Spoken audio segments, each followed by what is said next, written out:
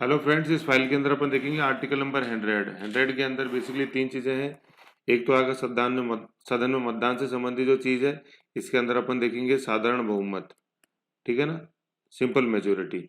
दूसरा आएगा कि रिक्तियों के होते हुए भी कार्य करने की शक्ति। रिक्तियों के होते हुए मतलब सीट्स खाली हैं, ठीक है ना, कोई आया नहीं है या डेथ हो गई किसी की, तो भी सदन का संचालन होएगा। और गणपूर्ति, ठीक है, गणपूर्ति जो 1/10 आएगी वो, ठीक है ना, मतलब गणपूर्ति का मतलब है कोरम कि मिनिमम इतने तो होना आवश्यक है जिससे कि सदन चल सके। ये तीन चीजें हैं। तो सबसे पहले तो अपन देखते हैं मतदान संबंधी जो इसके अंदर प्रावधान है बिंदु संख्या 1 में, आर्टिकल नंबर 100 का सब आर्टिकल नंबर 101 में देखो, सबसे इंपॉर्टेंट जो ध्यान रखने वाली बात है ना, यहीं पे साधारण बहुमत का वर्णन है। क्वेश्चन आता है सिंपल मेजोरिटी जो है वो कॉन्स्टिट्यूशन में कहाँ मेंशन है, आर्टिकल नंबर 1001 के अंदर 101 में। अब सिंपल मेजोरिटी होती क्या है, उपस्थित और मत देने वालों का बहुमत, ठीक है ना। मैंने आपको अपन को पहले भी देखा था, जब अपन को सभापति अध्यक्ष को हटाना होता है तो वहां सिर्फ बहुमत लिखा हुआ है, ये चीज नहीं लिखी हुई थी उपस्थित एवं मत देने वाले सदस्य। वहां बस लिखा हुआ है बहुमत से हटाया जा सकेगा, तो वो तो होता है प्रभावशाली बहुमत, इफेक्टिव मेजोरिटी। और जहाँ ये चीज लिखी जाती है उपस्थित एवं मत देने वालों का बहुमत, वो हो जाता है साधारण बहुमत। और बहुमत का मतलब होता है 50% से ज्यादा। समझ गए ये चीज। इफेक्टिव मेजोरिटी के अंदर वैकेंसी हटा देते हैं अपन, टोटल में से वैकेंसी हटा दें उसका बहुमत, वो प्रभावशाली बहुमत था। साधारण बहुमत में उपस्थित एवं मत देने वालों को बहुमत, ठीक है। और बहुमत का दोनों जगह मीनिंग होता है 50% से ज्यादा।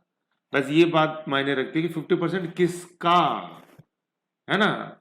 बहुमत और साधारण बहुमत में है दोनों में 50% ही, लेकिन ये किसका है 50%, ये चीज इंपॉर्टेंट है। तो इफेक्टिव मेजोरिटी में तो टोटल माइनस वैकेंसी का 50%, और साधारण बहुमत में प्रेजेंट एंड वोटिंग का 50%, ठीक है ना, ये चीज है।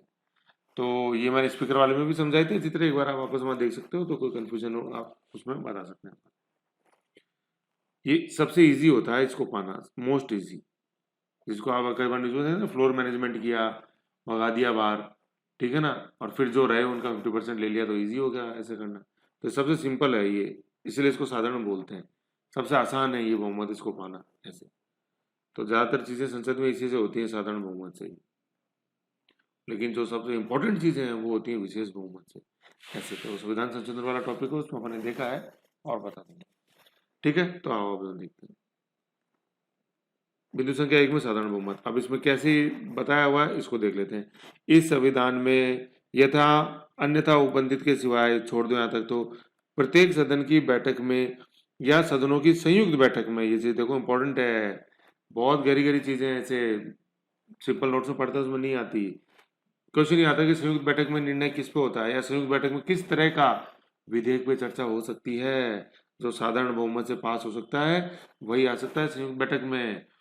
जिसमें विशेष बहुमत चाहिए ना, स्पेशल मेजोरिटी, वो नहीं आ सकता संयुक्त बैठक में ऐसा विधेयक, ऐसे है, ठीक है।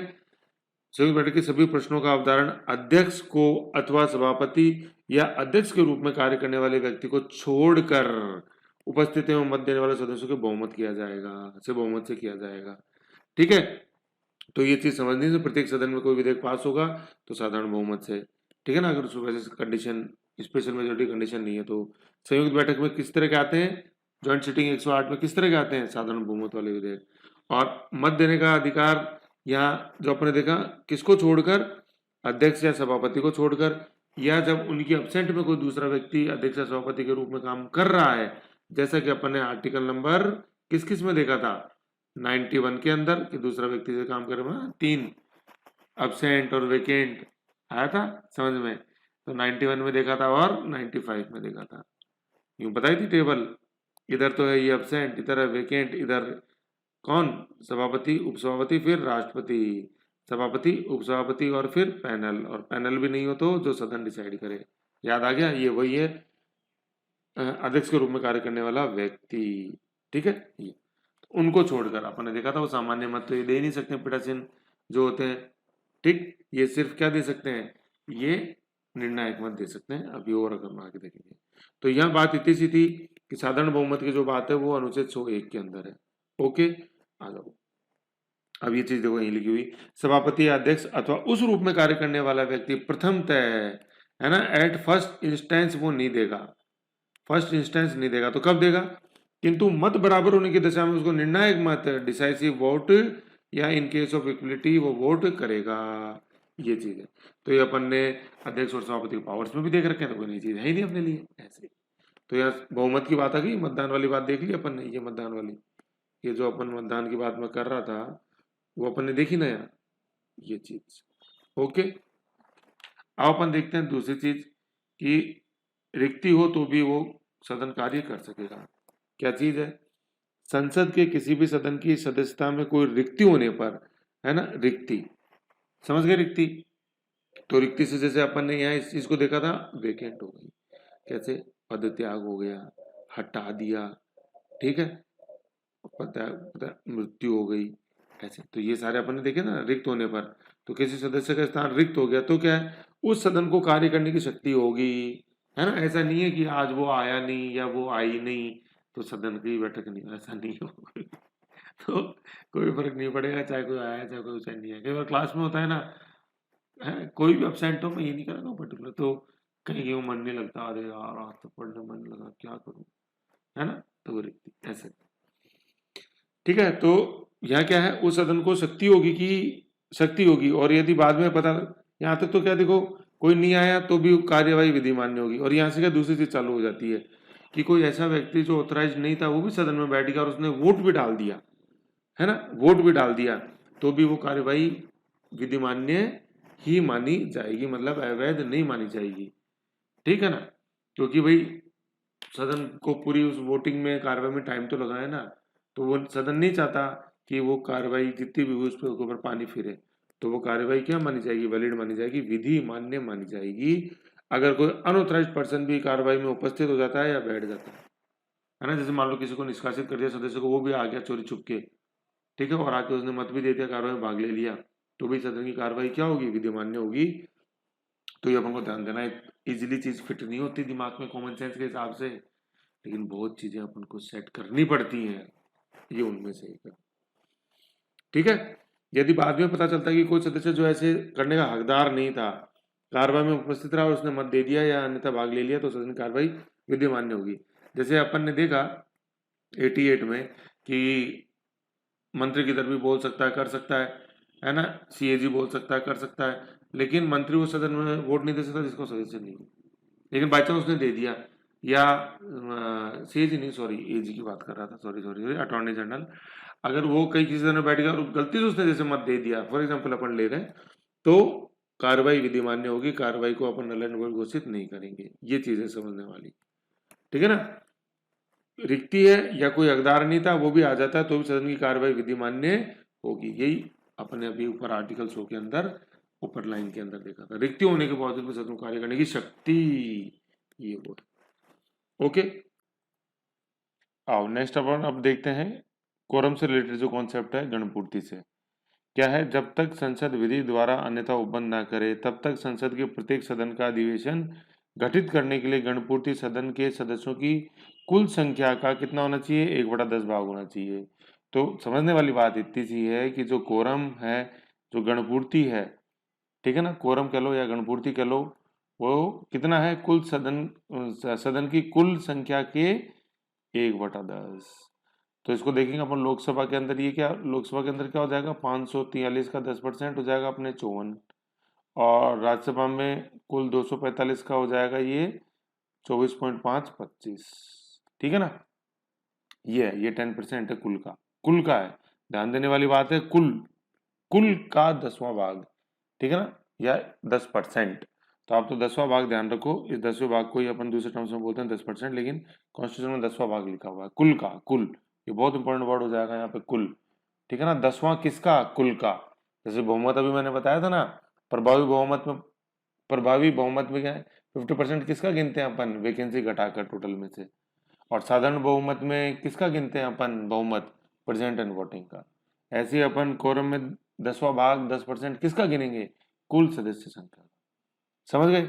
अब देखो एक चीज इसमें छोटा सा कॉन्सेप्ट हो रहा है कि ये जो है ना 54 जो आई, इसमें क्या पीठासीन अधिकारी शामिल होगा कि नहीं होगा, शामिल होगा।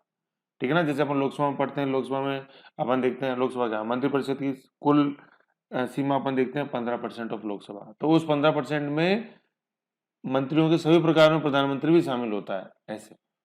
ठीक है, राज्यों के अंदर चीफ मिनिस्टर को शामिल करते हुए विधानसभा की 15% से ज्यादा मंत्रिपरिषद की सदस्य संख्या नहीं हो सकती। ऐसी कोरम के लिए चाहिए 10% कुल का, और ये जैसे निकल गया है 54।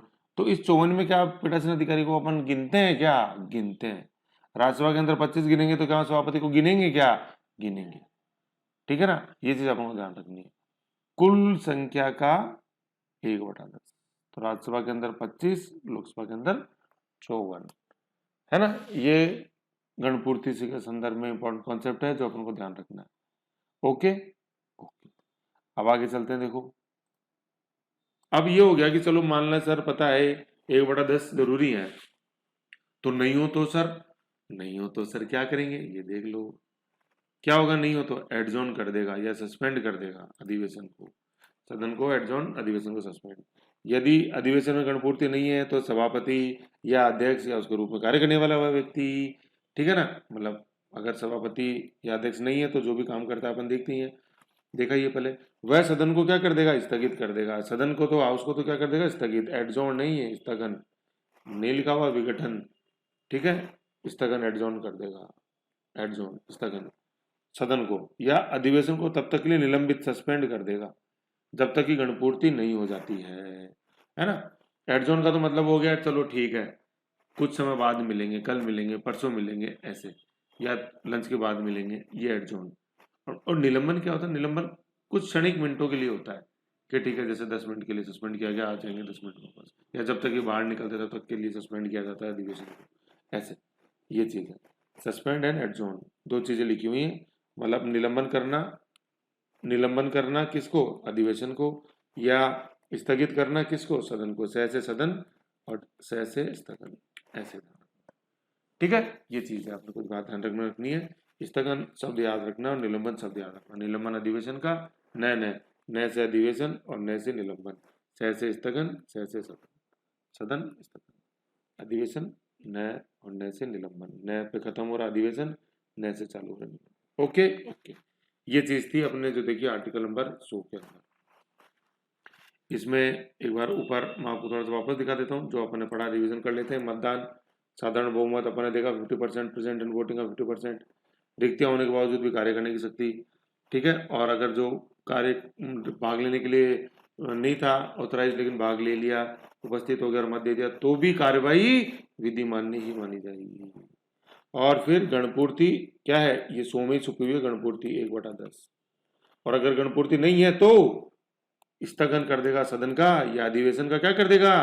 निलंबन। कौन कर देगा? या तो सभापति या अध्यक्ष या उसके स्थान पे जो व्यक्ति काम कर रहा है, ठीक है ना, जो उसके काम स्थान पे कर रहा है, ऐसे। ओके, तो ये शॉर्ट एंड स्वीट था आर्टिकल नंबर 100। नेक्स्ट देखते हैं आर्टिकल नंबर 101। ओके।